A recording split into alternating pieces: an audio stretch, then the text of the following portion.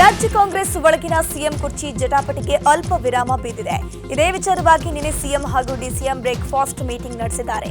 Meeting ಬಳಿಕ ಜಂಟಿ ಸುದ್ದಿಗೋಷ್ಠಿ ನಡೆಸಿದ ಸಿಎಂ, ನನ್ನ ಮತ್ತು ಡಿಕೆಶಿ ನಡುವೆ ಯಾವುದೇ ಭಿನ್ನಾಭಿಪ್ರಾಯಗಳಿಲ್ಲ. ಹೈಕಮಾಂಡ್ ಹೇಳುವುದನ್ನ ನಾವು ಪಾಲಿಸ್ತೀವಿ. ಅದೇ ರೀತಿ ಮುಂದೆ ಹೋಗೋಕೆ ತೀರ್ಮಾನ ಮಾಡ್ತೀವಿ. ಸದ್ಯಕ್ಕೆ ಬೆಳಗಾವಿ ಅಧಿವೇಶನವನ್ನ ಸಮರ್ಥವಾಗಿ ಎದುರಿಸುತ್ತೇವೆ ಅಂತ ಸ್ಪಷ್ಟನೆ ನೀಡಿದ್ದಾರೆ. ಇನ್ನು ಸುದ್ದಿಗೋಷ್ಠಿಯಲ್ಲಿ ಮಾತನಾಡಿದ ಡಿಸಿಎಂ ಡಿಕೆ ಶಿವಕುಮಾರ್ ಕೂಡ ಕುರ್ಚಿ ಗುದ್ದಾಟದ ಗೊಂದಲಕ್ಕೆ ತೆರೆ ಎಳೆಯುವ ಕೆಲಸವನ್ನ ಮಾಡಿದ್ರು. ತಮ್ಮೆಲ್ಲರ ಸಹಕಾರದಿಂದ ಕಾಂಗ್ರೆಸ್ ಅಧಿಕಾರಕ್ಕೆ ಬಂದಿದೆ. ಕೊಟ್ಟ ಮಾತಿನಂತೆ ಕೆಲಸವನ್ನ ಮಾಡಿದ್ದೀವಿ. ಹೈಕಮಾಂಡ್ ಹಿಂದೆ ಏನ್ ತೀರ್ಮಾನ ಮಾಡಿದೆ ಅದರಂತೆ ಕೆಲಸವನ್ನ ಮಾಡ್ತಿದ್ದೇವೆ. ರಾಜಕೀಯವಾಗಿ ನಮ್ಮಿಬ್ಬರದು ಒಂದೇ ತೀರ್ಮಾನ. ನಮ್ಮಲ್ಲಿ ಯಾವುದೇ ಗುಂಪಿಲ್ಲ. ನಮ್ಮದು ಒಂದೇ ಗುಂಪು, ಅದು ಕಾಂಗ್ರೆಸ್ ಗುಂಪು. ಸಿಎಂಗೆ ನನ್ನ ಬೆಂಬಲ ಇದೆ ಅಂತ ಹೇಳಿದ್ದಾರೆ.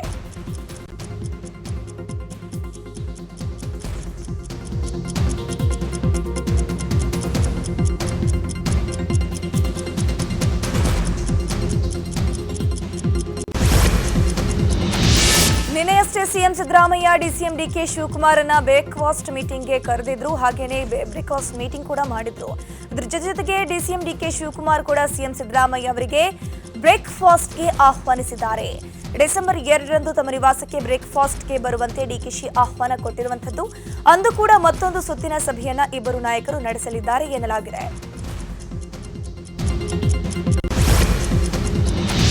ಬೆಂಗಳೂರಿನಲ್ಲಿ ಸಿಎಂ ಡಿಸಿಎಂ ಬ್ರೇಕ್ಫಾಸ್ಟ್ ಸಭೆ ನಡೆಸಿದ್ರೆ ಅದ ದೆಹಲಿಯ ಖರ್ಗೆ ನಿವಾಸದಲ್ಲಿ ಮ್ಯಾರಥಾನ್ ಸಭೆ ನಡೆಸಲಾಗಿದೆ. ಸಚಿವ ಪ್ರಿಯಾಂಕ್ ಖರ್ಗೆ, ಶಾಸಕ ಶರತ್ ಬಚ್ಚೇಗೌಡ ಭಾಗಿಯಾಗಿದ್ದರು. ಈ ಒಂದು ಸಭೆಯಲ್ಲಿ ಖರ್ಗೆಗೆ ರಾಜ್ಯದ ಪ್ರಸಕ್ತ ವಿದ್ಯಮಾನಗಳ ಬಗ್ಗೆ ಖರ್ಗೆಗೆ ವರದಿಯನ್ನು ಸಲ್ಲಿಸಿದ್ದಾರೆ. ಸಿಎಂ ಡಿಸಿಎಂ ಸಭೆ ಬಗ್ಗೆಯೂ ಎಐಸಿಸಿ ಅಧ್ಯಕ್ಷ ಮಲ್ಲಿಕಾರ್ಜುನ ಖರ್ಗೆ ಮಾಹಿತಿಯನ್ನು ಪಡೆದುಕೊಂಡಿದ್ದಾರೆ. ಕಾಂಗ್ರೆಸ್ ಕುರ್ಚಿ ಬಿಕ್ಕಟ್ಟಿನ ಸಂಬಂಧ ಇಂದು ದೆಹಲಿಯಲ್ಲಿ ಹೈ ವೋಲ್ಟೇಜ್ ಮೀಟಿಂಗ್ ನಡೆಯಲಿದೆ. ಸೋನಿಯಾ ಗಾಂಧಿ ನೇತೃತ್ವದಲ್ಲಿ ಸಂಸದೀಯ ಮಂಡಳಿಯ ಸಭೆ ನಡೆಯಲಿದ್ದು ಕರ್ನಾಟಕ ಕಾಂಗ್ರೆಸ್ ಬಗ್ಗೆ ಸಮಾಲೋಚನೆ ಆಗಲಿದೆ. ಎಲ್ಲವನ್ನು ಅಳೆದು ತೂಗಿ ಹೈಕಮಾಂಡ್ ನಿರ್ಧಾರ ಮಾಡಲಿದೆ.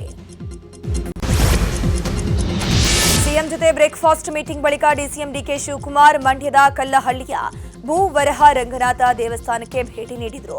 ಕುಟುಂಬ ಸಮೇತ ಹೋಮ ಪೂಜಾ ಕಾರ್ಯಕ್ರಮದಲ್ಲಿ ಭಾಗಿಯಾಗಿದ್ದರು. ಅಧಿಕಾರ ಸಿದ್ಧಿ, ಇಷ್ಟಾರ್ಥ ಸಿದ್ಧಿಗೆ ಹೋಮ ಪೂರ್ಣಾಹುತಿಯನ್ನ ಡಿಸಿಎಂ ಡಿಕೆ ಶಿವಕುಮಾರ್ ಅವರು ಸಮರ್ಪಿಸಿದರು. ಹೋಮ ಪೂರ್ಣಾಹುತಿ ಬಳಿಕ ಡಿಕೆ ಶಿವಕುಮಾರ್ ಹಾಗೂ ಪತ್ನಿ ಉಷಾ ದೇವರ ದರ್ಶನವನ್ನ ಪಡೆದುಕೊಂಡರು.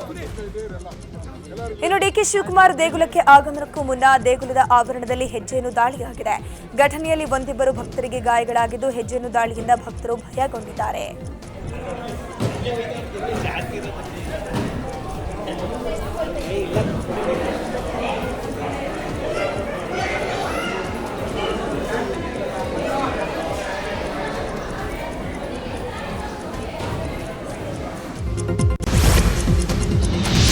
ಸಿಎಂ ಕುರ್ಚಿ ಕದನಕ್ಕೆ ವಿರಾಮದ ಬೆನ್ನಲ್ಲೇ ಸಿಎಂ ಸಿದ್ದರಾಮಯ್ಯ ಇಂದು ತವರು ಜಿಲ್ಲಾ ಪ್ರವಾಸವನ್ನ ಕೈಗೊಂಡಿದ್ದಾರೆ.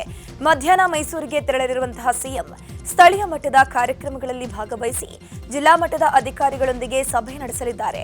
ನಂತರ ರಾತ್ರಿಯೇ ಬೆಂಗಳೂರಿಗೆ ವಾಪಸ್ಸಾಗ್ತಾರೆ.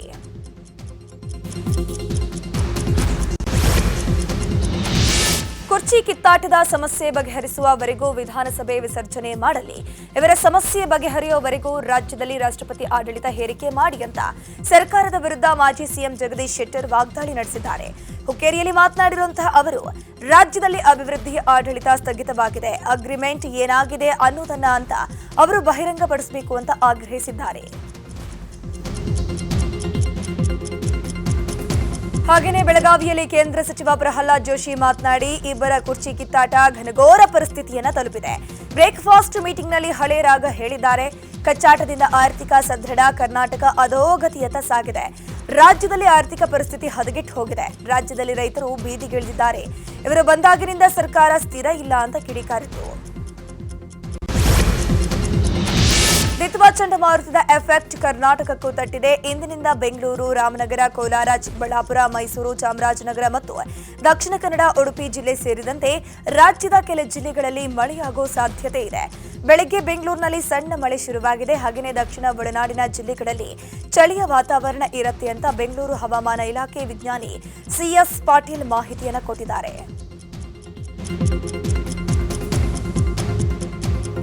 ಬಂಗಾಳ ಕೊಲ್ಲಿಯಲ್ಲಿ ವಾಯುಭಾರ ಕುಸಿತ ಹಿನ್ನೆಲೆ ಕೋಲಾರದಲ್ಲಿ ಒಂದೇ ದಿನಕ್ಕೆ ಜನರು ಚಳಿ ಗಾಳಿಗೆ ತತ್ತರಿಸಿ ಹೋಗಿದ್ದಾರೆ.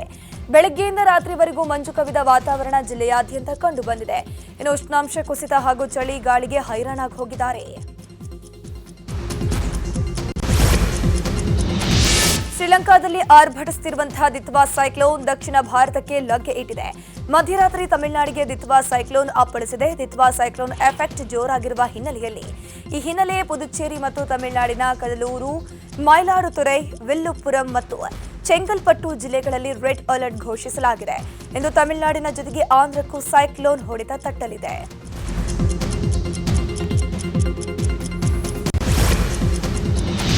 ಶ್ರೀಲಂಕಾದಲ್ಲಿ ದಿತ್ವಾ ಸೈಕ್ಲೋನ್ ಅಬ್ಬರ ಜೋರಾಗಿದ್ದು ಭಾರೀ ಮಳೆಯಾಗ್ತಿದೆ. ಭಾರೀ ಮಳೆಯಿಂದಾಗಿ ಪ್ರವಾಹದ ಪರಿಸ್ಥಿತಿ ನಿರ್ಮಾಣವಾಗಿದ್ದು 130ಕ್ಕೂ ಹೆಚ್ಚು ಜನ ಸಾವನ್ನಪ್ಪಿದ್ದಾರೆ. ಕೆಲವೆಡೆ ನದಿಗಳು ಉಕ್ಕಿ ಹರಿಯುತ್ತಿದ್ದು ದೃಶ್ಯ ಭಯಾನಕವಾಗಿದೆ. ಭಾರೀ ಮಳೆ ಹಾಗೂ ಪ್ರವಾಹದಿಂದ ಶ್ರೀಲಂಕಾ ತತ್ತರಿಸಿ ಹೋಗಿದ್ದು ನೆರೆಯ ದೇಶಕ್ಕೆ ಭಾರತ ಸಹಾಯ ಹಸ್ತ ಚಾಚಿದೆ. ಆಪರೇಷನ್ ಸಾಗರ್ ಬಂಧು ಹೆಸರಲ್ಲಿ ಸುಮಾರು 12 ಟನ್ಗೂ ಅಧಿಕ ಅಗತ್ಯ ವಸ್ತುಗಳನ್ನು ಶ್ರೀಲಂಕಾಗೆ ಭಾರತ ರವಾನಿಸಿದೆ.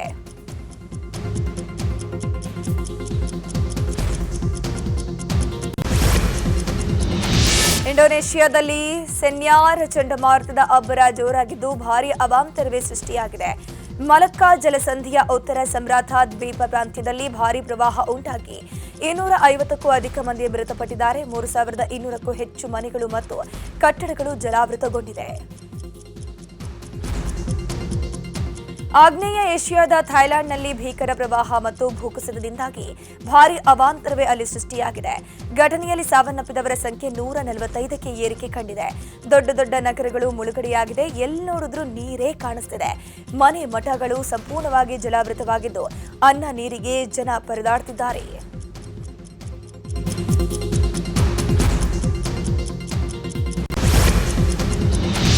ಮೆಕ್ಕೆಜೋಳ ಖರೀದಿ ಕೇಂದ್ರ ಆರಂಭಕ್ಕೆ ಒತ್ತಾಯಿಸಿ ರಾಜ್ಯದ ಬಹುತೇಕ ಕಡೆ ಭಾರೀ ಆಕ್ರೋಶ ವ್ಯಕ್ತವಾಗ್ತಾ ಇದೆ. ಗದಗ ಜಿಲ್ಲೆಯ ಲಕ್ಷ್ಮೇಶ್ವರ ಪಟ್ಟಣದಲ್ಲಿ ಅನ್ನದಾತರು ಉಗ್ರ ಹೋರಾಟವನ್ನು ಮಾಡುತ್ತಿದ್ದು ಸರ್ಕಾರಕ್ಕೆ ಎಚ್ಚರಿಕೆ ನೀಡಿದ್ದಾರೆ. ಪ್ರಾಣ ಹೋದ್ರೂ ಪರವಾಗಿಲ್ಲ, ಮೆಕ್ಕೆಜೋಳ ಖರೀದಿ ಕೇಂದ್ರ ಪ್ರಾರಂಭ ಆಗೋವರೆಗೂ ಉಪವಾಸವನ್ನ ಕೈ ಬಿಡೋದಿಲ್ಲ ಅಂತ ಕುಮಾರ್ ಮಹಾರಾಜರು ಹೇಳಿದ್ದಾರೆ. ಮೆಕ್ಕೆಜೋಳ ತೆಗೆದುಕೊಳ್ಳುವ ದಲ್ಲಾಳಿಗಳು ರಾಜಕಾರಣಿಗಳ ಏಜೆಂಟ್ ಇದ್ದಾರೆ. ಮುಂದಿನ ಹೋರಾಟ ಪರಿಣಾಮ ಜಿಲ್ಲಾ ಉಸ್ತುವಾರಿ ಸಚಿವ ಎಚ್.ಕೆ. ಪಾಟೀಲ್ ಜಿಲ್ಲಾಧಿಕಾರಿ ವಹಿಸಿಕೊಳ್ಳಬೇಕಾಗತ್ತೆ ಅಂತ ಆಕ್ರೋಶವನ್ನು ಹೊರಹಾಕಿದ್ದಾರೆ. ಇನ್ನು ಹಾವೇರಿಯಲ್ಲಿ ಮೆಕ್ಕೆಜೋಳ ಬೆಳೆಗಾರರ ಹೋರಾಟ 8ನೇ ದಿನಕ್ಕೆ ಕಾಲಿಟ್ಟಿದೆ. ವಿಪರೀತ ಚಳಿಯಿದ್ರೂ ರಾತ್ರಿಯೆಲ್ಲ ಹೋರಾಟದ ವೇದಿಕೆ ಮೇಲೆ ರೈತರು ಮಲಗಿದ್ರು. ಇನ್ನು ಕೂಡಲೇ ರಾಜ್ಯ ಸರ್ಕಾರ ಖರೀದಿ ಕೇಂದ್ರಗಳನ್ನು ಆರಂಭಿಸುವಂತೆ ಒತ್ತಾಯಿಸಿದ್ದು ನಾಳೆವರೆಗೂ ಜಿಲ್ಲಾಧಿಕಾರಿಗೆ ಗಡುವನ್ನು ಕೊಟ್ಟಿದ್ದಾರೆ. ಒಂದು ವೇಳೆ ತೀರ್ಮಾನ ತೆಗೆದುಕೊಳ್ಳದಿದ್ದರೆ ಹೋರಾಟ ಮತ್ತಷ್ಟು ತೀವ್ರಗೊಳ್ಳುವಂತಹ ಸಾಧ್ಯತೆ ಇದೆ. ಬೆಂಗಳೂರಿನ ಪರಪ್ಪನ ಅಗ್ರಹಾರ ಜೈಲಿನ ಕರ್ಮಕಾಂಡಗಳು ದಿನಕ್ಕೊಂದು ಬೆಳಕಿಗೆ ಬರ್ತಾನೆ ಇದೆ. ಹೀಗಾಗಿ ಪರಪ್ಪನ ಅಗ್ರಹಾರದಲ್ಲಿ ಎಡಿಜಿಪಿ ದಯಾನಂದ್ ಹೊಸ ಸ್ಟ್ರಾಟಜಿಯನ್ನು ಶುರು ಮಾಡಿಕೊಂಡಿದ್ದಾರೆ. ನಟ ದರ್ಶನ್ ಭದ್ರತಾ ವ್ಯವಸ್ಥೆಯನ್ನು ಇಡೀ ಜೈಲಿಗೆ ತರೋಕೆ ಪ್ಲಾನ್ ಮಾಡಿಕೊಂಡಿದ್ದಾರೆ. ಈ ಮೂಲಕ ಕಳ್ಳಾಟ ಆರ್ತಿದ್ದ ಸಿಬ್ಬಂದಿಗೆ ಲಗಾಮು ಹಾಕೋಕೆ ದಯಾನಂದ್ ಮುಂದಾಗಿದ್ದಾರೆ. ಎಷ್ಟು ದಿನ ದರ್ಶನ್ ಇದ್ದ ಬ್ಯಾರೆಕ್ ಭದ್ರತಾ ಸಿಬ್ಬಂದಿ ಮಾತ್ರ ಬಾಡಿ ವೋರ್ನ್ ಕ್ಯಾಮೆರಾ ಹಾಕ್ತಾ ಇದ್ರು. ಆದರೆ ಇನ್ಮುಂದೆ ದಿನನಿತ್ಯವೂ ಆಯಾ ಭದ್ರತಾ ಸಿಬ್ಬಂದಿಯಿಂದ ಪರಿಶೀಲನೆ ಕಡ್ಡಾಯ. ಎಲ್ಲ ಬ್ಯಾರೆಕ್ಗಳಲ್ಲಿ ಸಿಸಿಟಿವಿ ಅಳವಡಿಕೆ ಸೂಚನೆ ನೀಡಲಾಗಿದೆ. ಬೆಂಗಳೂರಿನ ಸಿದ್ದಾಪುರ ಎಟಿಎಂ ವಾಹನ ದರೋಡೆ ಪ್ರಕರಣದ 9 ಆರೋಪಿಗಳನ್ನು ತೀವ್ರ ವಿಚಾರಣೆ ಮಾಡಲಾಗುತ್ತಿದೆ. ವಿಚಾರಣೆಯ ವೇಳೆ ದರೋಡೆ ಗ್ಯಾಂಗ್ನ ಮತ್ತೊಂದು ಸೀಕ್ರೆಟ್ ರಿವೀಲ್ ಆಗಿದೆ. ರಾಬರ್ಸ್ ಅನ್ಕೊಂಡಿದ್ದು ಒಂದಾದ್ರೆ ಆಗಿದ್ದೇ ಇನ್ನೊಂದಂತೆ. 2 ಕೋಟಿ ಅಂತ ಕೈ ಹಾಕಿ 7 ಕೋಟಿ ಬಾಚಿ ಗ್ಯಾಂಗ್ ಎಸ್ಕೇಪ್ ಆಗಿದ್ರಂತೆ. 4 ಟ್ರಂಕ್ನಲ್ಲಿ 50 ಲಕ್ಷದಂತೆ 2 ಕೋಟಿ ಇರುತ್ತೆ. ಉಳಿದ ಹಣದ ಅವಶ್ಯಕತೆ ಇರೋದಿಲ್ಲ ಅಂತ ಮೊದಲೇ ಪ್ಲಾನ್ ಮಾಡಿದ್ರಂತೆ. ಹೀಗಾಗಿ ಹಣ ದರೋಡೆ ಮಾಡ್ತಾ ಇದ್ದಂತೆ ಪೊಲೀಸರ ಪ್ರತಿ ಮೂವ್ಮೆಂಟ್ ತಿಳ್ಕೊಂಡು ಸ್ಥಳ ಬದಲಾವಣೆ ಮಾಡಿದ್ರಂತೆ. ಹೀಗಾಗಿ ಮಹಜರು ನಡೆಸಿ ಸಿದ್ದಾಪುರ ಪೊಲೀಸರು ಸಾಕ್ಷ್ಯಗಳನ್ನು ಕಲೆ ಹಾಕ್ತಿದ್ದಾರೆ. ಬೀದರ್ ಜಿಲ್ಲೆಯ ಪೊಲೀಸರು ಭರ್ಜರಿ ಕಾರ್ಯಾಚರಣೆ ನಡೆಸಿದ್ದಾರೆ. ಹೈದರಾಬಾದ್ ಮುಂಬೈ NH 65ರಲ್ಲಿ 6 ಕೋಟಿ ಮೌಲ್ಯದ ಗಾಂಜಾ ಜಪ್ತಿ ಮಾಡಲಾಗಿದೆ. 2 ಆರೋಪಿಗಳನ್ನು ಅರೆಸ್ಟ್ ಮಾಡಿದ್ದಾರೆ. ಹೈದರಾಬಾದ್ನಿಂದ ಮಹಾರಾಷ್ಟ್ರದ ಸೋಲಾಪುರ್ಗೆ ಟಾಟಾ ಎಸ್ ವಾಹನದಲ್ಲಿ ಗಾಂಜಾ ಸಾಗಾಟ ಮಾಡಲಾಗುತ್ತಿತ್ತು. ಈ ವೇಳೆ ಪೊಲೀಸರು 2 ಕೆಜಿಯ 330 ಪ್ಯಾಕೆಟ್ನಂತೆ ಸುಮಾರು 660 ಕೆಜಿ ತೂಕದ ಗಾಂಜಾವನ್ನು ವಶಕ್ಕೆ ಪಡೆದು 2 ಕೈಗೆ ಬೇಡಿ ಹಾಕಿದ್ದಾರೆ. ವಿಶ್ವದ ಏಕೈಕ ಜಾನಪದ ವಿಶ್ವವಿದ್ಯಾಲಯದಲ್ಲಿ ಅಕ್ರಮ ನೇಮಕಾತಿ ಆರೋಪ ಕೇಳಿಬರ್ತಾ ಇದೆ. ಹಾವೇರಿ ಜಿಲ್ಲೆಯ ಶಿಗ್ಗಾವಿ ತಾಲೂಕಿನ ಗೋಟಗೋಡಿಯಲ್ಲಿ ಇರುವಂತಹ ಜಾನಪದ ವಿಶ್ವವಿದ್ಯಾಲಯದಲ್ಲಿ ಸಹಾಯಕ ಕುಲಸಚಿವರ ಹುದ್ದೆಗೆ ನಕಲಿ ಅಂಕಪಟ್ಟಿ ಸೃಷ್ಟಿ ಮಾಡಿ ಅಕ್ರಮ ಮಾಡಲಾಗುತ್ತಿದೆ ಅಂತ ಆರೋಪಿಸಲಾಗಿದೆ. SSLC ಪಾಸ್ ಆಗಿರುವ ಶಹಜಹಾನ್ ಎಚ್ ಮುದುಕವಿ ನಕಲಿ ಅಂಕಪಟ್ಟಿಯನ್ನು ಸೃಷ್ಟಿ ಮಾಡಿ ಕೆಲಸ ಗಿಟ್ಟಿಸಿಕೊಂಡಿದ್ದಾರೆ ಎನ್ನಲಾಗಿದೆ. ಕೂಡಲೇ ಹುದ್ದೆಯಿಂದ ವಜಾಗೊಳಿಸುವಂತೆ ಒತ್ತಾಯ ಮಾಡಲಾಗಿದೆ. ಚಿಕ್ಕಮಗಳೂರಿನ ತರೀಕೆರೆ ಅರಣ್ಯ ವ್ಯಾಪ್ತಿಯಲ್ಲಿ ಮಕ್ಕಳ ಮೇಲೆ ದಾಳಿ ಮಾಡುತ್ತಿದ್ದ ಚಿರತೆ ಸಾವನ್ನಪ್ಪಿದೆ. ಅರಣ್ಯ ಇಲಾಖೆಯ ಸೆರೆ ಕಾರ್ಯಾಚರಣೆ ವೇಳೆ ಈ ಚಿರತೆ ಸಾವನ್ನಪ್ಪಿದೆ. ನಿನ್ನೆ ಭೈರಾಪುರ ಗ್ರಾಮದ 11 ವರ್ಷದ ಬಾಲಕನ ಮೇಲೆ ಈ ಚಿರತೆ ದಾಳಿ ನಡೆಸಿತ್ತು. ಕೆಲ ದಿನಗಳ ಹಿಂದೆ ಬಾಲಕಿಯನ್ನ ಹೊತ್ತು ಹೊಯ್ದ ಕೊಂದು ಹಾಕಿತ್ತು ಈ ಚಿರತೆ. ಇದೀಗ ಅರಣ್ಯ ಇಲಾಖೆ ಎಡವಟ್ಟಿನಿಂದ ಚಿರತೆ ಸಾವನ್ನಪ್ಪಿದೆ. ಮೈಸೂರಿನಲ್ಲಿ ಹುಲಿಗಳ ಉಪಟಳ ಮುಂದುವರೆದಿದೆ. ಮೈಸೂರು ನಗರದಲ್ಲಿ ಹುಲಿ ಪ್ರತ್ಯಕ್ಷವಾಗಿದ್ದು ಜನರು ಬೆಚ್ಚಿ ಬಿದ್ದಿದ್ದಾರೆ. ಬಿಇಎಂಎಲ್ನಲ್ಲಿ ಹುಲಿ ಕಾಣಿಸಿಕೊಂಡಿದ್ದು ಬಿಇಎಂಎಲ್ ಸುತ್ತಮುತ್ತ ಓಡಾಡುವ ಸಾರ್ವಜನಿಕರು ಎಚ್ಚರದಿಂದ ಇರುವಂತೆ ಅರಣ್ಯ ಇಲಾಖೆ ಸೂಚನೆ ಕೊಟ್ಟಿದೆ. ಜೊತೆಗೆ ಹುಲಿ ಸೆರೆಗೆ ಅರಣ್ಯಾಧಿಕಾರಿಗಳು ಮುಂದಾಗಿದ್ದಾರೆ. ಚಾಮರಾಜನಗರ ಜಿಲ್ಲೆಯ ಕಾಡಂಚಿನ ಗ್ರಾಮಗಳಲ್ಲಿ ಕಾಡಾನೆಗಳ ಉಪಟಳ ನಿಲ್ತಾ ಇಲ್ಲ. ಹನೂರು ತಾಲೂಕಿನ ಹಾವಿನ ಮೂಲೆ ಗ್ರಾಮದಲ್ಲಿ ಕನ್ನಮ್ಮ ಎಂಬ ಮಹಿಳೆಗೆ ಸೇರಿದ ಜಮೀನಿಗೆ ಲಗ್ಗೆ ಇಟ್ಟಿರುವಂತಹ ಕಾಡಾನೆಗಳು ಜೋಳದ ಬೆಳೆಯನ್ನ ನಾಶಪಡಿಸಿದೆ. ಇದೇ ಪ್ರದೇಶದಲ್ಲಿ ಕೆಲ ದಿನಗಳ ಹಿಂದೆ ಕಾಡಾನೆ ದಾಳಿಗೆ ವ್ಯಕ್ತಿಯೊಬ್ಬರು ಮೃತಪಟ್ಟಿದ್ದು ಕಾಡಾನೆಗಳ ಹಾವಳಿ ತಪ್ಪಿಸಬೇಕು ಅಂತ ಸ್ಥಳೀಯರು ಆಗ್ರಹಿಸಿದ್ದಾರೆ. ನಾಯಿಗಳು ಕಚ್ಚಿದ ಪ್ರಕರಣದಲ್ಲಿ ರಾಜ್ಯದಲ್ಲೇ ವಿಜಯಪುರ ಜಿಲ್ಲೆ ದಾಖಲೆಯನ್ನ ಮಾಡಿದೆ. ಬೀದಿ ನಾಯಿಗಳ ದಾಳಿಗೆ ವಿಜಯಪುರ ಜಿಲ್ಲೆಯ ಜನರು ತತ್ತರಿಸಿ ಹೋಗಿದ್ದಾರೆ. ಒಂದೇ ವರ್ಷದಲ್ಲಿ ಸುಮಾರು 27,000 ಜನ ಮೇಲೆ ಬೀದಿ ನಾಯಿಗಳು ಅಟ್ಯಾಕ್ ಅನ್ನ ಮಾಡಿದೆ. ವರ್ಷದಿಂದ ವರ್ಷಕ್ಕೆ ಬೀದಿ ನಾಯಿಗಳ ಹಾವಳಿ ಜಾಸ್ತಿ ಆಗ್ತಾನೆ ಇದೆ. 2025ರಲ್ಲಿ ಜನವರಿಯಿಂದ ಅಕ್ಟೋಬರ್ವರೆಗೆ 10 ತಿಂಗಳಲ್ಲೇ 27,900 ಜನರ ಮೇಲೆ ದಾಳಿ ಮಾಡಿರೋ ಪ್ರಕರಣಗಳು ದಾಖಲಾಗಿದೆ. ಈ ಬಗ್ಗೆ ಉಸ್ತುವಾರಿ ಸಚಿವ ಎಂಬಿ ಪಾಟೀಲ್ ಗಮನ ಹರಿಸಬೇಕು ಅಂತ ಜನ ಆಗ್ರಹಿಸಿದ್ದಾರೆ. ಕೋಲಾರದ ಶ್ರೀನಿವಾಸಪುರ ತಾಲೂಕಿನ ಅಲಂಬಗಿರಿ ಸರ್ಕಾರಿ ಕಿರಿಯ ಪ್ರಾಥಮಿಕ ಶಾಲೆಯ ಸ್ಥಿತಿ ಅಧೋಗತಿಗೆ ತಲುಪಿದೆ. ಶಾಲಾ ಗೋಡೆಗಳು ಕುಸಿಯೋ ಭೀತಿ ಒಂದ್ ಕಡೆಯಾದ್ರೆ ಶಿಥಿಲಾವಸ್ಥೆಯಿಂದ ಕೊಠಡಿಗಳು ಬೀಳೋ ಹಂತಕ್ಕೆ ತಲುಪಿದೆ. ಮಳೆಯಾದ್ರೆ ಹಂತ ಹಂತವಾಗಿ ಕೊಠಡಿಗಳು ಹಾಳಾಗ್ತಿದೆ. ಶಿಥಿಲಾವಸ್ಥೆಯ ಕೊಠಡಿ ತೆರವು ಮಾಡೋಕೆ ಶಿಕ್ಷಣ ಇಲಾಖೆಗೆ ಮನವಿಯನ್ನ ಮಾಡಿದ್ರೂ ಕ್ರಮ ಕೈಗೊಂಡಿಲ್ಲ. ಶಾಲಾ ಮಕ್ಕಳ ಸುರಕ್ಷತೆಗೂ ಆದ್ಯತೆ ನೀಡದೆ ಶಿಕ್ಷಣ ಇಲಾಖೆ ಅಧಿಕಾರಿಗಳು ನಿರ್ಲಕ್ಷ್ಯ ತೋರುತ್ತಿದ್ದಾರೆ ಅಂತ ಸ್ಥಳೀಯರು ಆಕ್ರೋಶವನ್ನು ವ್ಯಕ್ತಪಡಿಸಿದರು. ಸಿಲಿಕಾನ್ ಸಿಟಿಯ ಕಬ್ಬನ್ ಪಾರ್ಕ್ನಲ್ಲಿ ನಡೆಯುತ್ತಿರುವಂತಹ ಫ್ಲವರ್ ಶೋಗೆ ಭರ್ಜರಿಯಾಗಿ ರೆಸ್ಪಾನ್ಸ್ ಸಿಗ್ತಾ ಇದೆ. ವೀಕೆಂಡ್ ಹಿನ್ನೆಲೆ ಇಂದಿನಿಂದ ಜನ ಜಾಸ್ತಿ ಸೇರೋ ಸಾಧ್ಯತೆ ಇದೆ. ಹೀಗಾಗಿ ಫ್ಲವರ್ ಶೋಗೆ 1 ಗಂಟೆ ಕಡಿತ ಮಾಡಲಾಗಿದೆ. ಇದು ಬೆಳಗ್ಗೆ 6 ಗಂಟೆಯಿಂದ ಸಂಜೆ 6 ಗಂಟೆಯ ತನಕ ಮಾತ್ರ ಫ್ಲವರ್ ಶೋ ವೀಕ್ಷಣೆಗೆ ಅವಕಾಶ ಕಲ್ಪಿಸಲಾಗಿದೆ. ಇಷ್ಟು ದಿನ ಬೆಳಗ್ಗೆ 6 ಗಂಟೆಯಿಂದ ಸಂಜೆ 7 ಗಂಟೆ ತನಕ ಅವಕಾಶ ಇತ್ತು. ನಾಳೆ ಹೆಚ್ಚು ಜನ ಸೇರುವ ಸಾಧ್ಯತೆ ಹಿನ್ನೆಲೆ ಸುರಕ್ಷತಾ ದೃಷ್ಟಿಯಿಂದ 6 ಗಂಟೆಯ ತನಕ ಮಾತ್ರ ಅವಕಾಶವನ್ನು ಕಲ್ಪಿಸಿಕೊಡಲಾಗಿದೆ. ಸೋಮವಾರದಿಂದ ಎಂದಿನಂತೆ ಸಂಜೆ 7 ಗಂಟೆಯ ತನಕ ಅವಕಾಶ ಇರುತ್ತೆ. ಉಡುಪಿ ಜಿಲ್ಲೆಯ ಕುಂದಾಪುರದ ಕೋಡಿಯಿಂದ ಕೋಟೇಶ್ವರದ ಕಿನಾರೆ ಹುಳುವಳ್ಳಿ ಬೀಜಾಡಿಯವರೆಗೆ ರಾಶಿ ಭೂತಾಯಿ ಮೀನುಗಳು ಕಡಲ ತೀರಕ್ಕೆ ಬಂದಿದೆ. ಮೀನುಗಳನ್ನು ಕೊಂಡೊಯ್ಯೋಕೆ ಜನ ಮುಗಿಬಿದ್ದಿದ್ರು. 10 ಡಿಸ್ಕೋ ದೋಣಿಯವರು ಏಕಕಾಲದಲ್ಲಿ ಬಲೆ ಬಿಟ್ಟಾಗ ದಡದ ಆಸುಪಾಸಿಗೆ ಬಂದ ಭೂತಾಯಿ ಮೀನುಗಳಿಗೆ ವಾಪಸ್ ಹೋಗೋಕೆ ಬೇರೆ ದಾರಿ ಇಲ್ಲದೆ ದಡಕ್ಕೆ ತೇಲಿ ಬಂದಿತ್ತು. ಎಲ್ಲಾ ಕಡೆಗಳಲ್ಲಿ ವರ್ಷಕ್ಕೊಮ್ಮೆ ಈ ರೀತಿ ಭೂತಾಯಿ ಮೀನಿನ ರಾಶಿ ಬರುತ್ತೆ. ಸದ್ಯ ಕಡಲ ದಡದಲ್ಲಿ ರಾಶಿ ಮೀನು ಬಿದ್ದಿರುವ ವಿಡಿಯೋ ವೈರಲ್ ಆಗ್ತಾ ಇದೆ. ದೆಹಲಿ ಕಾರು ಬ್ಲಾಸ್ಟ್ ಪ್ರಕರಣದ 4 ಆರೋಪಿಗಳನ್ನ ಎನ್ಐಎ ಅಧಿಕಾರಿಗಳು ನಿನ್ನೆ ಕೋರ್ಟ್ಗೆ ಹಾಜರುಪಡಿಸಿದ್ರು. 10 ದಿನಗಳ ಎನ್ಐಎ ಕಸ್ಟಡಿ ಮುಗಿದ ಹಿನ್ನೆಲೆ ಆರೋಪಿಗಳಾದ doctor Muzammil Shakeel Ganai, doctor Adil Ahmad Rather, doctor Shaheen Saeed ಮತ್ತು ಮುಫ್ತಿ ಇರ್ಫಾನ್ ಅಹಮದ್ ವಾಗಿಯನ್ನ 10 ದಿನಗಳ ಕಾಲ ಕೋರ್ಟ್ ನ್ಯಾಯಾಂಗ ಬಂಧನಕ್ಕೆ ನೀಡಿ ಆದೇಶಿಸಿದೆ. ದೈತ್ಯ ವಿಮಾನ ತಯಾರಕ ಸಂಸ್ಥೆಯಾದ ಏರ್ಬಸ್ ತನ್ನ A320 ಸರಣಿಯ ವಿಮಾನಗಳನ್ನು ತಾಂತ್ರಿಕ ದೋಷ ಕಂಡುಬರುವ ಸಾಧ್ಯತೆ ಇದೆ ಅಂತ ಎಚ್ಚರಿಕೆ ಕೊಟ್ಟಿದೆ. ಈ ಹಿನ್ನೆಲೆಯಲ್ಲಿ ಇಂಡಿಗೋ, ಏರ್ ಇಂಡಿಯಾ ಮತ್ತು ಏರ್ ಇಂಡಿಯಾ ಎಕ್ಸ್‌ಪ್ರೆಸ್ ತಮ್ಮ ವಿಮಾನಗಳ ಹಾರಾಟದಲ್ಲಿ ವಿಳಂಬ ಅಥವಾ ರದ್ದಾಗಬಹುದು ಅಂತ ಪ್ರಯಾಣಿಕರಿಗೆ ಮುನ್ಸೂಚನೆ ಕೊಟ್ಟಿದೆ. ತೀವ್ರವಾದ ಸೌರ ವಿಕಿರಣಗಳು ವಿಮಾನದ ಹಾರಾಟ ನಿಯಂತ್ರಣದ ಡೇಟಾವನ್ನು ಹಾಳು ಮಾಡುವ ಅಪಾಯ ಇದೆ. ಇದನ್ನು ಸರಿಪಡಿಸೋಕೆ ಮುಂದಾಗಿದೆ. ಅಮೆರಿಕದ ವಾಷಿಂಗ್ಟನ್ನಲ್ಲಿ ರಾಷ್ಟ್ರೀಯ ರಕ್ಷಣಾ ಪಡೆ ಯೋಧರ ಮೇಲೆ ಅಫ್ಘಾನ್ ಪ್ರಜೆಯೊಬ್ಬ ಗುಂಡು ಹಾರಿಸಿ ಒಬ್ಬರನ್ನ ಕೊಂದಿದ್ದ. ಈ ಹಿನ್ನೆಲೆಯಲ್ಲಿ ಅಮೆರಿಕದ ಟ್ರಂಪ್ ಸರ್ಕಾರ ಅಫ್ಘಾನ್ ಪಾಸ್ಪೋರ್ಟ್ ಹೊಂದಿರೋರಿಗೆ ವೀಸಾ ನೀಡುವುದನ್ನು ನಿರ್ಬಂಧಿಸಿದೆ. ಅಮೆರಿಕದ ರಾಷ್ಟ್ರೀಯ ಭದ್ರತೆ ಮತ್ತು ಸಾರ್ವಜನಿಕ ಸುರಕ್ಷತೆಯನ್ನು ರಕ್ಷಣೆ ಮಾಡೋಕೆ ಈ ಕ್ರಮವನ್ನು ಕೈಗೊಳ್ಳಲಾಗಿದೆ ಅಂತ ವಿದೇಶಾಂಗ ಇಲಾಖೆ ತಿಳಿಸಿದೆ. ನಿರಂತರವಾಗಿ ದಾಳಿ ಮಾಡುತ್ತಿರುವ ಇಸ್ರೇಲ್ ವಿರುದ್ಧ ಪ್ರತೀಕಾರ ತೀರಿಸಿಕೊಳ್ಳುವುದಾಗಿ ಹಿಜ್ಬುಲ್ಲಾ ನಾಯಕ ಖಾಸಿಂ ಹೇಳಿದ್ದಾರೆ. ಇನ್ನು ಮುಹೂರ್ತ ಇಟ್ಟಿಲ್ಲ, ಆದರೆ ಸೇಡು ತೀರಿಸಿಕೊಳ್ಳೋದಂತೂ ಗ್ಯಾರಂಟಿ ಅಂತ ಎಚ್ಚರಿಕೆ ನೀಡಿರುವಂಥದ್ದು. ಕದನ ವಿರಾಮ ಉಲ್ಲಂಘಿಸಿ ಹಿಜ್ಬುಲ್ಲಾ ಮೇಲೆ ಇಸ್ರೇಲ್ ದಾಳಿಯನ್ನ ಮಾಡುತ್ತಿದೆ. ಉನ್ನತ ಮಿಲಿಟರಿ ಮುಖ್ಯಸ್ಥರನ್ನ ಹತ್ಯೆ ಮಾಡಲಾಗಿತ್ತು. ಈ ಹತ್ಯೆಯ ಪ್ರತೀಕಾರವನ್ನ ತೀರಿಸಿಕೊಳ್ಳೋದಾಗಿ ಹಿಜ್ಬುಲ್ಲಾ ಶಪಥ ಮಾಡಿದೆ. ಭಾರತ ಮತ್ತು ಸೌತ್ ಆಫ್ರಿಕಾ ನಡುವಿನ ಏಕದಿನ ಸರಣಿ ಇಂದಿನಿಂದ ಆರಂಭವಾಗಲಿದೆ.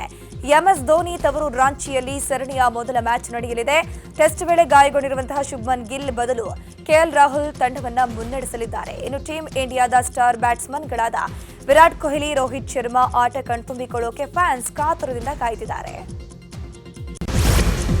ರಾಜ್ಯ ಕಾಂಗ್ರೆಸ್ನಲ್ಲಿ ತಾರಕಕ್ಕೇರಿದ ಸಿಎಂ ಕುರ್ಚಿ ಕದನಕ್ಕೆ ತಾತ್ಕಾಲಿಕ ಬ್ರೇಕ್ ಬಿದ್ದಿದೆ.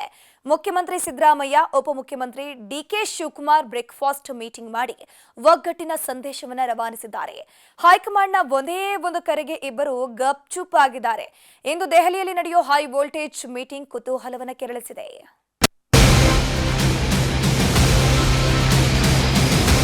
ನನ್ನ ಸ್ಟ್ಯಾಂಡ್ನಲ್ಲಿ ಏನು ಬದಲಾವಣೆ ಇಲ್ಲ.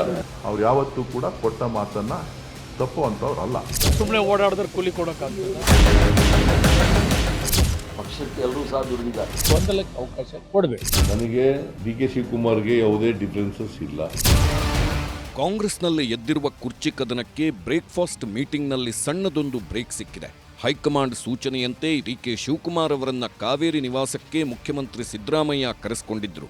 ಅನಾರೋಗ್ಯದ ಮಧ್ಯೆ, ಕುರ್ಚಿ ಕದನದ ಮಧ್ಯೆ ದಣಿವಾಗಿದ್ದ ಉಪಮುಖ್ಯಮಂತ್ರಿ ಡಿ.ಕೆ. ಶಿವಕುಮಾರ್ ಮುಖ್ಯಮಂತ್ರಿಗಳ ಮನೆಗೆ ನಗುನಗುತ್ತಲೇ ಎಂಟ್ರಿ ಕೊಟ್ರು. ಸಿದ್ದರಾಮಯ್ಯ, ಡಿಕೆಶಿ ಇಬ್ಬರೂ ಒಟ್ಟಿಗೆ ಕೂತು ಒಂದೆರಡು ಇಡ್ಲಿ ವಡೆಯನ್ನು ತಿಂದು ಫೋಟೋಗೆ ಪೋಸ್ ಕೊಟ್ರು.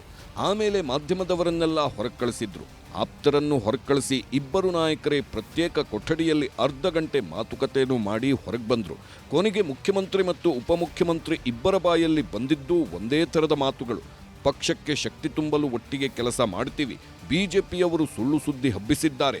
ಮುಂಬರುವ ಎಲೆಕ್ಷನ್ನಲ್ಲಿ ಪಕ್ಷವನ್ನ ಹೆಚ್ಚು ಸ್ಥಾನದಲ್ಲಿ ಗೆಲ್ಲಿಸೋದೇ ನಮ್ಮ ಗುರಿ ಅಂದ್ರು.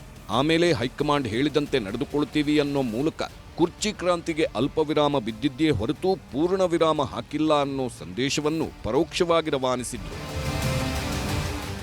ಬ್ರೇಕ್ಫಾಸ್ಟ್ ಚೆನ್ನಾಗಿತ್ತು, ಅಲ್ಲೇನೂ ಮಾತಾಡಲಿಲ್ಲ. ನಮಗೆ ಇಬ್ಬರಿಗೂ ಕೂಡ ಈ ಗೊಂದಲಗಳೇನಿದ್ದಾವೆ ಇದನ್ನು ತಿಳಿ ಮಾಡ್ತಕ್ಕಂಥ ಕೆಲಸವನ್ನು ಮಾಡಿ ಅಂತ ಹೇಳಿದ್ದಾರೆ. ನಾಳೆಯಿಂದ ಯಾವುದೇ ಗೊಂದಲ ಇರಲ್ಲ. ನಮ್ದು ಯಾವ ಗುಂಪು ಇಲ್ಲ. ನಾನು ಯಾವ ಗುಂಪಿಗೆ ಕೃಷ್ಣ ಅವ್ರ ಕಾಲದಲ್ಲೂ ಅವಕಾಶ ಕೊಡಲಿಲ್ಲ, ಇವತ್ತು ಅವಕಾಶ ಕೊಡೋದಿಲ್ಲ. ನನಗೆ ಅವಶ್ಯಕತೆಯೂ ಇಲ್ಲ. ನಮ್ದು ಒಂದೇ ಒಂದು ಗುಂಪು, ಕಾಂಗ್ರೆಸ್ ಗುಂಪು. ಚೀಫ್ ಮಿನಿಸ್ಟರ್ ನಾನು ಆವತ್ತು ಕಾಲದಲ್ಲಿ ಸಿದ್ದರಾಮಯ್ಯನವರು 3 ತಿಂಗಳು, ನನ್ನ 4 ತಿಂಗಳು ಹೈಕಮಾಂಡ್ ಆದೇಶದ ಮೇರೆಗೆ ಸ್ವಲ್ಪ ದಿನ ವೇಟ್ ಮಾಡಿ ಡಿಕೆ ಅಂತ ಹೇಳಿದಾಗ ಕೂಡ ಒಂದು ಶಬ್ದ ಆವತ್ತು ಕೂಡ ನಾನು ಮಾತಾಡಿಲ್ಲ. ಇವತ್ತು ಕೂಡ ಅಷ್ಟೇ. I am very firm. So ಒಟ್ಟಿಗೆ ಸೇರಿ ನಾವು ಕೆಲಸ ಮಾಡ್ಕೊಂಡು ನಾವು ಹೋಗ್ತೀವಿ. ನಮ್ಮಲ್ಲಿ ಯಾವುದೇ ಡಿಫರೆನ್ಸಸ್ ಇಲ್ಲ. ನನಗೆ ಡಿ.ಕೆ. ಶಿವಕುಮಾರ್ಗೆ ಯಾವುದೇ ಡಿಫರೆನ್ಸಸ್ ಇಲ್ಲ. ಇವತ್ತಿನವರೆಗೂ ಡಿಫರೆನ್ಸಸ್ ಇಲ್ಲ, ಮುಂದೇನೂ ಡಿಫರೆನ್ಸಸ್ ಇರಲ್ಲ. ಒಟ್ಟಿಗೆ ಹೋಗ್ತೀವಿ. ಸೊ ಒಟ್ಟಾರೆಯಾಗಿ ನಾವು ಹೈಕಮಾಂಡ್ ಏನು ತೀರ್ಮಾನ ಕೊಡ್ತದೆ, ಏನು ಡೈರೆಕ್ಷನ್ ಕೊಡ್ತದೆ, ಏನು ಇನ್ಸ್ಟ್ರಕ್ಷನ್ ಕೊಡ್ತದೆ, ಆ ರೀತಿಯಾಗಿ ಮಾಡ್ಕೊಂಡು ಹೋಗ್ತೀವಿ. This is what between DK. Shivakumar and myself have decided. ಸಿದ್ದರಾಮಯ್ಯನವರ ನೇತೃತ್ವದಲ್ಲಿ ಸರ್ಕಾರ ರಚನೆ ಆಗಿದೆ. ಹಿಂದೆ ಹೈಕಮಾಂಡ್ ಅವರು ಏನು ತೀರ್ಮಾನ ಮಾಡಿದ್ದಾರೆ ಆ ಪ್ರಕಾರ ಇವತ್ತು ನಾವು ಕೆಲಸವನ್ನು ನಾವು ಮಾಡಿಕೊಂಡು ನಾವು ಹೋಗ್ತಾ ಇದ್ದೇವೆ. ರಾಜಕೀಯವಾಗಿ ನಮ್ಮಿಬ್ಬರದು ಕೂಡ ಒಂದೇ ತೀರ್ಮಾನ. ಪಕ್ಷದ ವರಿಷ್ಠರು, ನಮ್ಮ ಹೈಕಮಾಂಡ್ ಏನು ಹೇಳ್ತದೆ ಆ ರೀತಿ ಹಿಂದೆನೂ ಕೆಲಸ ಮಾಡ್ಕೊಂಡು ಹೋಗಿದ್ದೀವಿ, ಮುಂದಕ್ಕೂ ಕೆಲಸ ಮಾಡ್ಕೊಂಡು ಹೋಗಬೇಕು ಅನ್ನೋದು ನಾವು ತೀರ್ಮಾನ, ನಮ್ಮದು ಅಚಲ. ಬ್ರೇಕ್ಫಾಸ್ಟ್ ಸಭೆಯಲ್ಲಿ ಸಿಎಂ ಡಿಸಿಎಂ ಸದ್ಯಕ್ಕೆ ಕಾದು ನೋಡುವ ಸೂತ್ರಕ್ಕೆ ಶರಣಾಗಿದ್ದಾರೆ. ಹೈಕಮಾಂಡ್ ಹೇಳಿದಂತೆ ನಡೆದುಕೊಳ್ತೀವಿ ಅಂತಾನೂ ಸುಮ್ಮನಾಗಿದ್ದಾರೆ. ಆದರೆ ಸಾಮಾಜಿಕ ಜಾಲತಾಣದಲ್ಲಿ ಡಿಕೆ ಸುರೇಶ್ ಆಡಿದ್ದ ಕೊಟ್ಟ ಮಾತಿನಂತೆ ನಡೆದುಕೊಳ್ತಾರೆ ಸಿದ್ದರಾಮಯ್ಯ ಅನ್ನೋ ಮಾತು, ಡಿಕೆ ಶಿವಕುಮಾರ್ ಮುಖ್ಯಮಂತ್ರಿ ಆಗಬೇಕು ಅಂದಿದ್ದ ಇಕ್ಬಾಲ್ ಹುಸೇನ್, ಗಣಿಗ ರವಿ, ಎಚ್.ಸಿ. ಬಾಲಕೃಷ್ಣ ಅವರ ಹೇಳಿಕೆಗಳು. ಅಷ್ಟೇ ಅಲ್ಲ, ಇನ್ನೂ 5-6 ಜನರ ನಡುವಿನ ವ್ಯಾಪಾರ ಅಂತಾನೂ ಡಿಕೆಶಿ ಹೇಳಿದ ಹೇಳಿಕೆಗಳು ಮತ್ತೆ ಮುನ್ನೆಲೆಗೆ ಬಂದಿವೆ. ಆದರೆ ಮಾಧ್ಯಮಗಳ ಮುಂದೆ ಎಷ್ಟು ಹೇಳಬೇಕೋ ಅಷ್ಟನ್ನೇ ಹೇಳಿ ಸಿಎಂ ಡಿಸಿಎಂ ಸುಮ್ಮನಾದ್ರು. ಆದ್ರೆ ಕೊಟ್ಟ ಮಾತು ಅಂತ ಹೇಳಿದ್ರಲ್ಲ, ಅದೇನಾಯ್ತು ಅಂತ ಕೇಳ್ತಿದ್ದಂಗೆ ಸಿಎಂ ಸಿಟ್ಟಾದ್ರು. 2.5 ವರ್ಷ ಅಗ್ರಿಮೆಂಟ್ ಆಗಿತ್ತಾ ಇಲ್ವಾ ಕ್ಲಿಯರ್ ಮಾಡಿಬಿಡಿ ಸರ್ ಅಂದಾಗ್ಲೂ ಸಿಎಂ ಗರಂ ಆಗಿ ನಿಮ್ಮ ಪ್ರಶ್ನೆಗೆಲ್ಲ ಉತ್ತರಿಸಲ್ಲ ಅಂದ್ರು. ಅವರು ಕೂಡ ಕೊಟ್ಟ ಮಾತನ್ನ ಯಾವತ್ತೂ ತಪ್ಪಲ್ಲ. ಅವರು ನಮ್ಗೆಲ್ರಿಗೂ ಕೂಡ ಮಾನ್ಯ ಸಿದ್ದರಾಮಯ್ಯವರ ಸಾಹೇಬರ ಮೇಲೆ ನಂಬಿಕೆ ಇದೆ, ವಿಶ್ವಾಸ ಇದೆ. ಸೊ ಆ ಒಂದು ಮಾತು ಅವ್ರು ಉಳಿಸ್ಕೊಳ್ತಾರೆ. ಅದು ಹೈಕಮಾಂಡ್ ಇಂಟರ್ವ್ಯೂನ್ ಆಗಬೇಕು. ಹೈಕಮಾಂಡ್ ಇಂಟರ್ವ್ಯೂನ್ ಆಗಿ ತೀರ್ಮಾನ ಮಾಡಬೇಕು. ಇದು ಯಾರೋ ಶಾಸಕರು ಹೋಗಿ ಒತ್ತಾಯ ಮಾಡಿ ಮಾಡ್ತಕ್ಕಂಥ ಕೆಲಸ ಅಲ್ಲ ಇದು. ಅವ್ರು ಯಾವತ್ತೂ ಕೂಡ ಕೊಟ್ಟ ಮಾತನ್ನ ತಪ್ಪು ಅಂತವ್ರಲ್ಲ. ಫೈನಲ್ ಆಗುತ್ತೆ ಅದು ನನಗೆ ಗೊತ್ತಿಲ್ಲಪ್ಪ, ನಾನೇನ್ ಕೇಳಿಲ್ಲ. ನನಗೆ ಚೀಫ್ ಮಿನಿಸ್ಟರ್ ಮಾಡಿ ಅಂತಾನು ನಾನು, ಇದು ನಮ್ಮ 5-6 ಜನದ ಗುಟ್ಟಿನ ವ್ಯಾಪಾರ. ನಾನು ಇದನ್ನ ಬೈರೋಂಗ ನಾನು ಮಾತಾಡೋದು. ನಾನು ನಂಬಿರೋದು ನಮ್ಮ ಆತ್ಮಸಾಕ್ಷಿ. ಏನ್ ಕೊಟ್ಟ ಮಾತು? ಹೈಕಮಾಂಡ್ ಹೇಳಿದ್ರೆ ಮಾಡ್ತೀವಿ ಅಂತ ಹೇಳಿದ್ಮೇಲೆ ಕೊಟ್ಟ ಮಾತಿನಂತೆ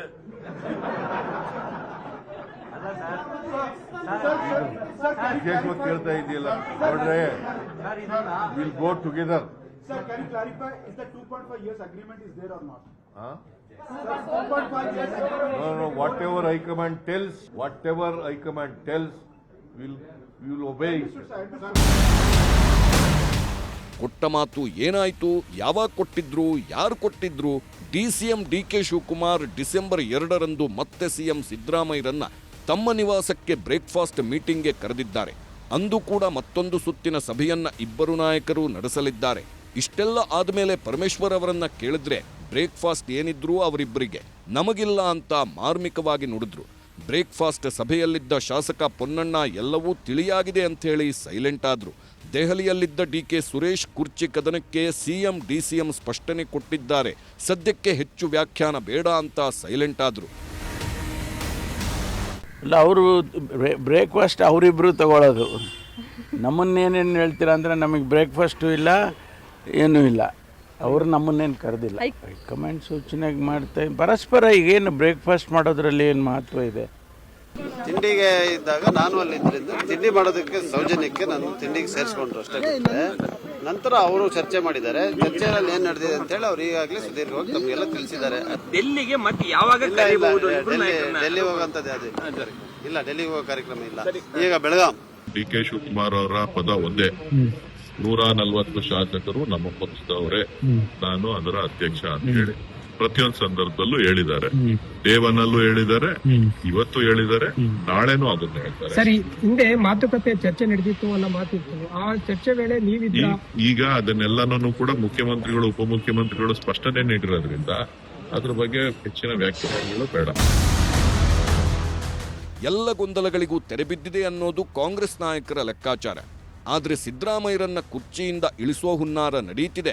ಅವರೇ ಮುಖ್ಯಮಂತ್ರಿ ಆಗಿರ್ತಾರೆ ಅಂತ ಒಂದು ಕಡೆ ರೇವಣ್ಣ ಸಿದ್ದೇಶ್ವರ ಮಠದ ಸ್ವಾಮೀಜಿ ಹೇಳಿಕೆ ಕೊಟ್ರೆ, ಡಿಕೆ ಶಿವಕುಮಾರ್ ಸಿಎಂ ಆಗಬೇಕು ಅಂತ ಲಿಂಗಾಯತ ಸ್ವಾಮೀಜಿಗಳು ಬ್ಯಾಟಿಂಗ್ ಮಾಡುತ್ತಿದ್ದಾರೆ.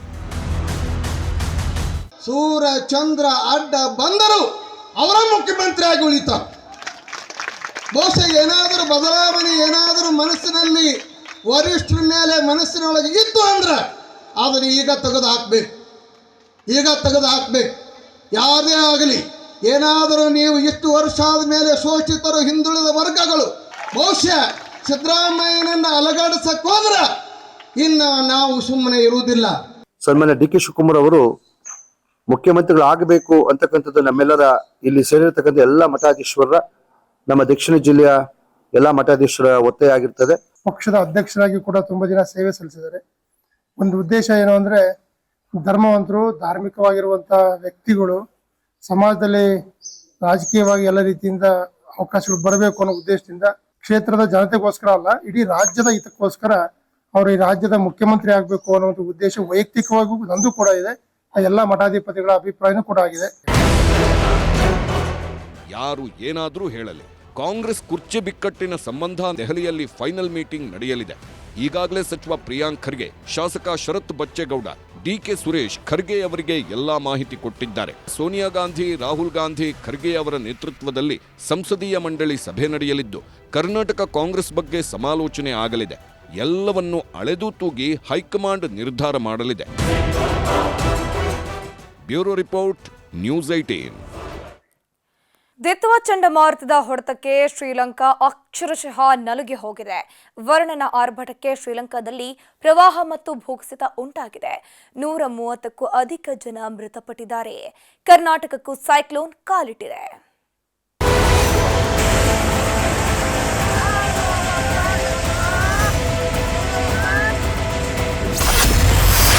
ದಿತ್ವಾ ಚಂಡಮಾರುತ ಹೊಡೆತಕ್ಕೆ ಶ್ರೀಲಂಕಾ ತತ್ತರ. ಬಂಗಾಳ ಕೊಲ್ಲಿಯಿಂದ ಗೆದ್ದ ಸೆನ್ಯಾರ್ ಚಂಡಮಾರುತದ ಪ್ರಭಾವ ಇನ್ನೂ ಮುಗಿದಿಲ್ಲ. ಇದರ ನಡುವೆ ದಿತ್ವಾ ಚಂಡಮಾರುತದ ಹೊಡೆತಕ್ಕೆ ಶ್ರೀಲಂಕಾ ತತ್ತರಿಸಿ ಹೋಗಿದೆ. ರಾವಣನ ಊರು ಅಕ್ಷರಶಃ ಮುಳುಗೇಳ್ತಿದ್ದು. ದ್ವೀಪವಾಸಿಗಳ ಮನೆಗಳಲ್ಲಿ ದೀಪ ಆರಿದೆ. ಗಲ್ಲಿ ಗಲ್ಲಿಯಲ್ಲೂ ಮಳೆ ನೀರು ನುಗ್ಗಿ ನಿಂತಿದೆ. ಡ್ಯಾಂಗಳಿಂದ ಹರಿಯುತ್ತಿರೋ ನೀರು ಭಯವನ್ನೇ ಹುಟ್ಟಿಸ್ತಿದೆ. ವಾಹನಗಳು ಓಡಾಡಬೇಕಿದ್ದ ಬ್ರಿಡ್ಜ್ಗಳು ನದಿ ನೀರು ಹರಿಯೋ ಜಾಗವಾಗಿದೆ. ಪ್ರವಾಹ ಹಾಗೂ ಭೂಕುಸಿತದಿಂದಾಗಿ ಪ್ರಾಣವನ್ನ ಕಳೆದುಕೊಂಡವರ ಸಂಖ್ಯೆ 130ರ ಗಡಿ ಮುಟ್ಟಿದೆ. 600ಕ್ಕೂ ಹೆಚ್ಚು ಮನೆಗಳು ಸರ್ವನಾಶವಾಗಿವೆ. ಭಾರತದ ಮೇಲೂ ದಿತ್ವಾ ಎಫೆಕ್ಟ್. ಶ್ರೀಲಂಕಾದಲ್ಲಿ ದಿತ್ವಾ ಸೈಕ್ಲೋನ್ನಿಂದಾಗಿ ಭಾರೀ ಅನಾಹುತ ಸಂಭವಿಸಿದೆ. ಭಾರತದ ಮೇಲೂ ದಿತ್ವಾ ಎಫೆಕ್ಟ್ ಇರಲಿದೆ ಅಂತ ಭಾರತೀಯ ಹವಾಮಾನ ಇಲಾಖೆ ಹೇಳಿದೆ. ಬಂಗಾಳ ಕೊಲ್ಲಿಗೆ ದಿತ್ವಾ ಸೈಕ್ಲೋನ್ ಎಂಟ್ರಿ ಕೊಡಲಿದ್ದು ಉತ್ತರ ತಮಿಳುನಾಡು, ಪುದುಚೇರಿ, ದಕ್ಷಿಣ ಆಂಧ್ರ ಪ್ರದೇಶದ ಮೇಲೆ ಪರಿಣಾಮ ಬೀರಲಿದೆ. ದಕ್ಷಿಣ ಭಾರತದ ಕೆಲ ರಾಜ್ಯಗಳ ಮೇಲೆ ದಿತ್ವಾ ಸೈಕ್ಲೋನ್ ಪ್ರಭಾವದ ಕಾರಣದಿಂದಾಗಿ ಐಎಂಡಿ ಭಾರೀ ಮಳೆಯಾಗುವ ಮುನ್ಸೂಚನೆ ನೀಡಿದೆ. ಇದು ದಕ್ಷಿಣ ಭಾರತದ ಅನೇಕ ರಾಜ್ಯಗಳಲ್ಲಿ ಭಾರೀ ಮಳೆ, ಬಲವಾದ ಗಾಳಿ ಮತ್ತು ಪ್ರವಾಹದ ಅಪಾಯವನ್ನ ಉಂಟು ಮಾಡುವ ಸಾಧ್ಯತೆ ಇದೆ.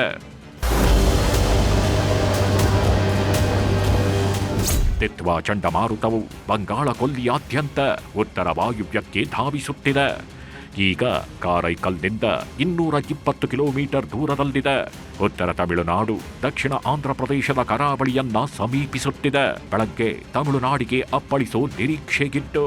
ಹೀಗಾಗಿ ತಮಿಳುನಾಡಿನ 9 ಜಿಲ್ಲೆಗಳಲ್ಲಿ ಮಳೆಯಾಗಲಿದ್ದು 4 ಜಿಲ್ಲೆಗಳಲ್ಲಿ ರೆಡ್ ಅಲರ್ಟ್ ಹಾಗೂ 5 ಜಿಲ್ಲೆಗಳಿಗೆ ಆರೆಂಜ್ ಅಲರ್ಟ್ ಘೋಷಿಸಲಾಗಿದೆ. ದಿತ್ವಾ ಚಂಡಮಾರುತಕ್ಕೆ ಕರುನಾಡು ಥಂಡ. ಕರುನಾಡಿಗೂ ದಿತ್ವಾ ಚಂಡಮಾರುತದ ಬಿಸಿ ತಟ್ಟಲಿದೆಯಂತೆ. ರಾಜಧಾನಿ ಬೆಂಗಳೂರು ಸೇರಿದಂತೆ ರಾಜ್ಯದ ಕೆಲ ಜಿಲ್ಲೆಗಳಲ್ಲಿ ಮಳೆಯ ಸಾಧ್ಯತೆ ಇದೆ. ರಾಮನಗರ, ಕೋಲಾರ, ಚಿಕ್ಕಬಳ್ಳಾಪುರ, ಮೈಸೂರು, ಚಾಮರಾಜನಗರ, ದಕ್ಷಿಣ ಕನ್ನಡ, ಉಡುಪಿ ಜಿಲ್ಲೆಗಳಲ್ಲಿ ಮಳೆಯಾಗುವ ಸಾಧ್ಯತೆ ಇದೆ. ದಕ್ಷಿಣ ಒಳನಾಡಿನ ಜಿಲ್ಲೆಗಳಲ್ಲಿ ಚಳಿಯ ವಾತಾವರಣ ಇರಲಿದೆ. ಈ ಬಗ್ಗೆ ಹವಾಮಾನ ಇಲಾಖೆ ತಜ್ಞರು ಮಾಹಿತಿ ನೀಡಿದ್ದಾರೆ. ದಿತ್ಸಾಹ ಚಂಡಮಾರುತವು ಬಂಗಾಳ ಉಪಸಾಗರದ ನೈಋತ್ಯ ಭಾಗದಲ್ಲಿ ಶ್ರೀಲಂಕಾದ ಕರಾವಳಿ ಹತ್ತಿರ ಚೆನ್ನೈಯಿಂದ ಸುಮಾರು 380 ಕಿಲೋಮೀಟರ್ ದೂರದಲ್ಲಿ ಇದೆ. ಅದು ಮುಂದೆ ತಮಿಳುನಾಡಿನ ದಕ್ಷಿಣ ಭಾಗದಲ್ಲಿ ನವೆಂಬರ್ 30ರಂದು ತಲುಪುವ ಹೆಚ್ಚಿನ ಸಾಧ್ಯತೆ ಇದೆ.